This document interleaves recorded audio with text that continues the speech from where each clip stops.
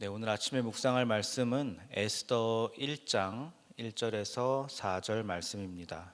거룩하신 하나님의 말씀입니다.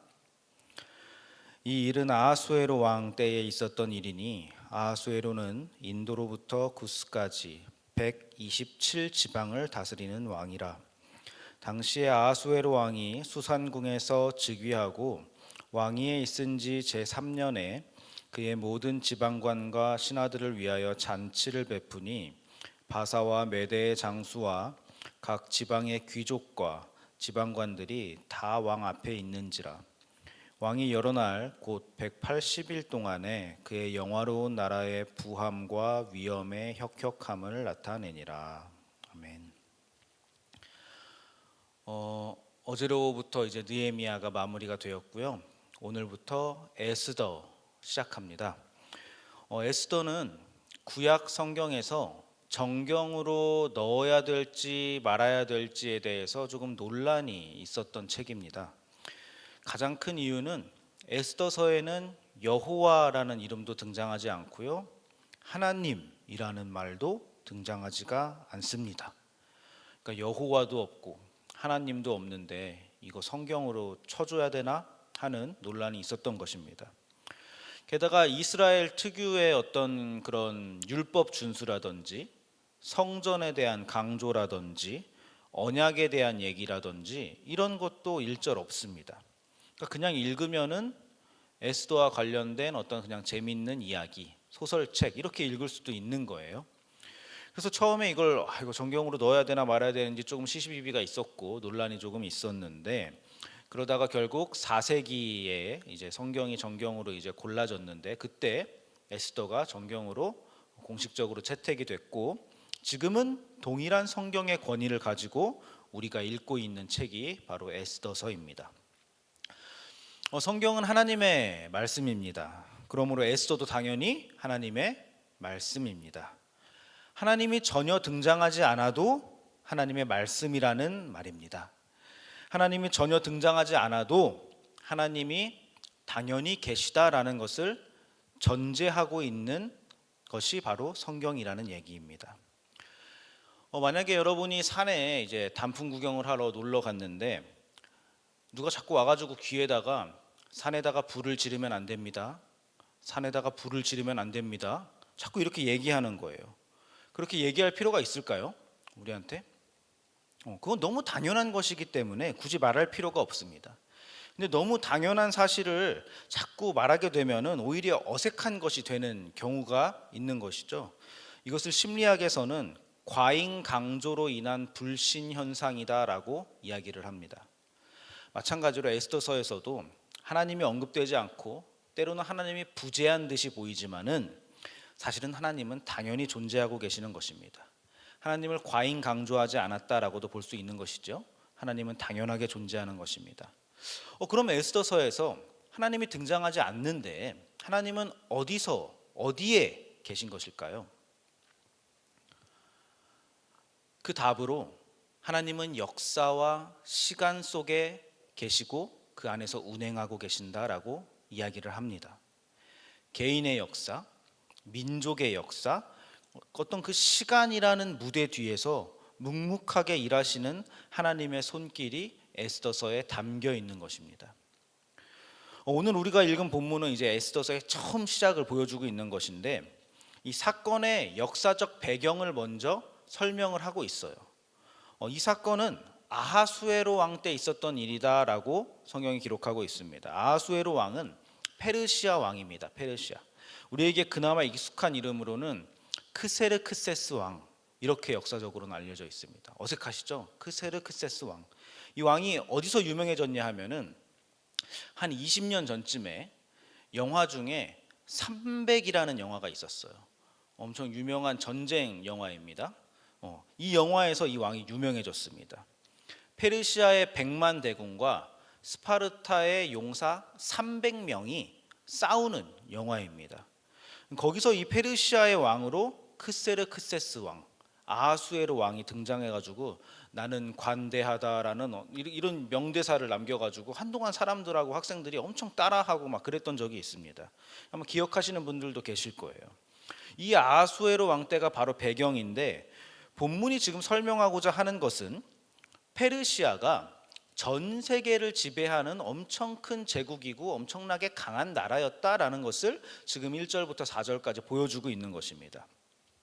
이 아하수에로 왕은, 이 페르시아는 무려 127지방을 다스렸다라고 기록을 하고 있습니다. 그러니까 엄청나게 넓은 영토를 소유하고 엄청나게 넓은 영토를 관리하고 있던 나라였다라는 것이고, 그 127지방의 지방의 관리들을 다 불러다가 무려 180일 동안 잔치를 베풀었다고 해요.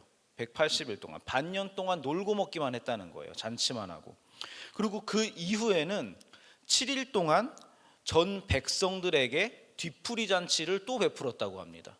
전 백성에게. 그러니까 이것을 얘기하는 것은, 제가 봤을 때는 이 잔치의 내용이 조금 과장이 섞인 것 같긴 한데, 이것이 뭐 실제였던 과정이 좀 섞였든 간에 어쨌든 지금 이 아하수에로의 엄청난 권력, 그리고 세상에서 가장 강한 왕, 부한 왕, 어마어마한 황제였다라는 것을 지금 에스더서의 배경으로 우리에게 소개를 하고 있는 것입니다. 왜 이 배경이 필요할까요?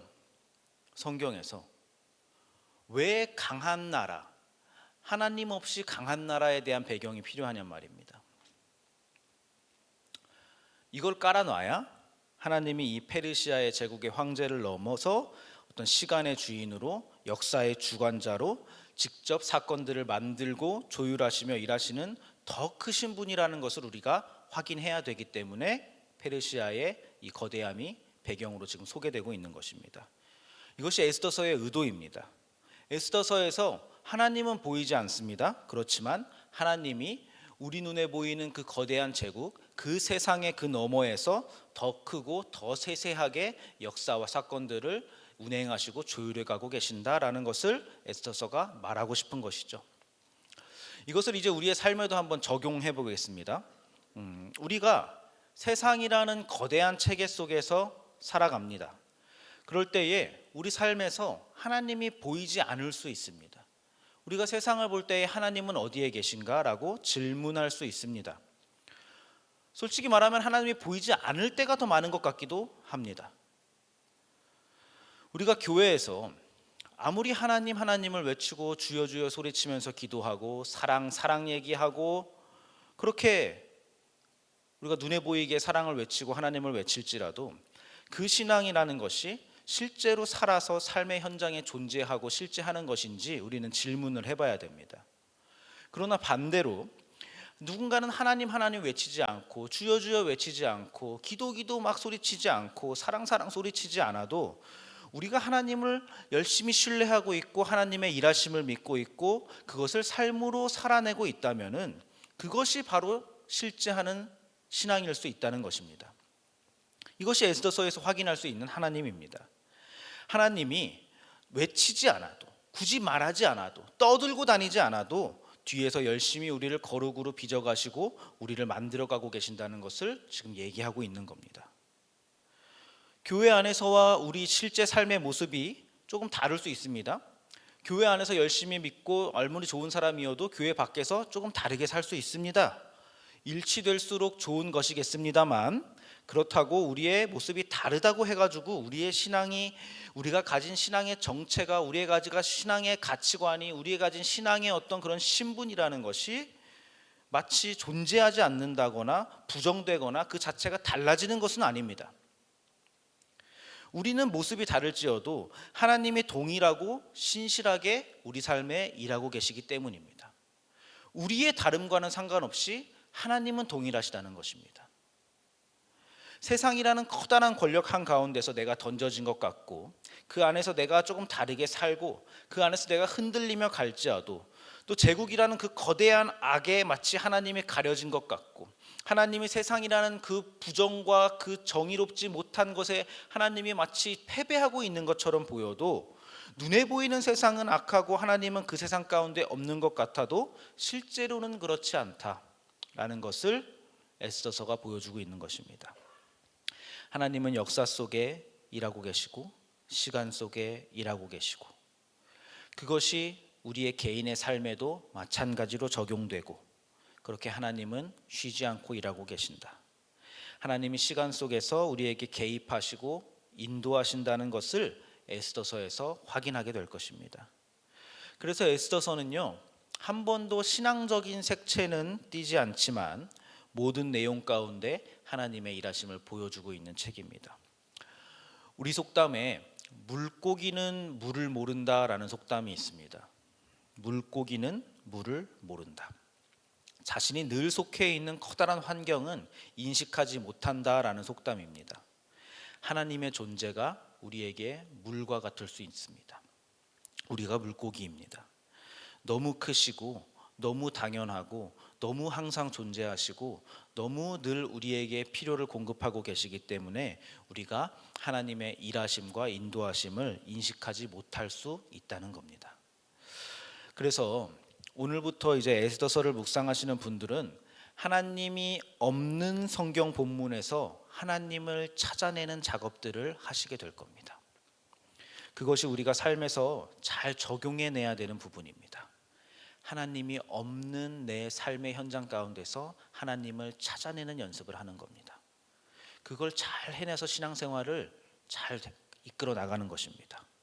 너무 크고 당연해서 내가 인식하지 못하는 하나님의 인도하심을 찾아내는 은혜의 시간이 에스더서를 묵상하면서 잘 이루어질 것이라고 믿습니다.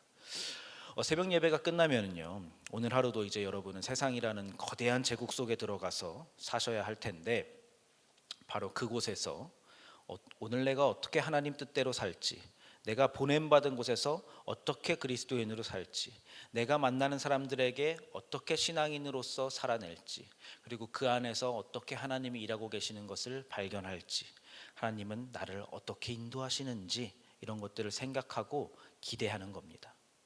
아무도 하나님을 보지 못하고 느끼지 못하는 바로 그 자리에서 하나님이 없다, 하나님이 어디 계시냐, 보여줘봐라라고 외치는 그 세상 속에서 신앙을 소유한 우리들이야말로 하나님을 발견해낼 수 있는 사람들이고 하나님의 사람으로 사는 사람들이라는 것을 기억하는 모든 말씀삼 공동체 성도 여러분들이 되시기를 기도하겠습니다. 기도합니다. 사랑의 하나님, 역사의 하나님, 또 우리의 일상을 지지하시고 이끌어 가시는 하나님을 찬양합니다. 하나님이 너무 크시고 너무 당연한데 반대로 세상은 우리 눈에 너무나 뚜렷해서 우리가 하나님을 잊고 지나칠 때가 종종 있는 것 같습니다. 그러나 하나님이 없는 곳이 없으시고 쉬지 않고 일하신다는 사실을 잊지 않겠습니다. 그래서 굳이 하나님을 외치고 다니지 않아도 내 삶에서 하나님의 일하심이 드러나고 묻어나는 사람이 되기를 소원합니다. 더디지만 끝까지 이 길을 포기하지 않겠습니다. 우리를 인도하여 주옵소서. 예수님의 이름으로 기도드립니다. 아멘. 이 시간 다음과 같은 기도 제목으로 함께 기도하시겠습니다. 지금 들은 말씀이 내 삶으로 이어지게 하옵소서. 동네 세매줄 성경과 말씀상 운동을 통해 하나님 나라가 든든히 세워지게 하옵소서. 청년부 국내 선교와 시애틀 비전 스쿨을 통해 하나님을 바르게 배우는 다음 세대가 되게 하옵소서.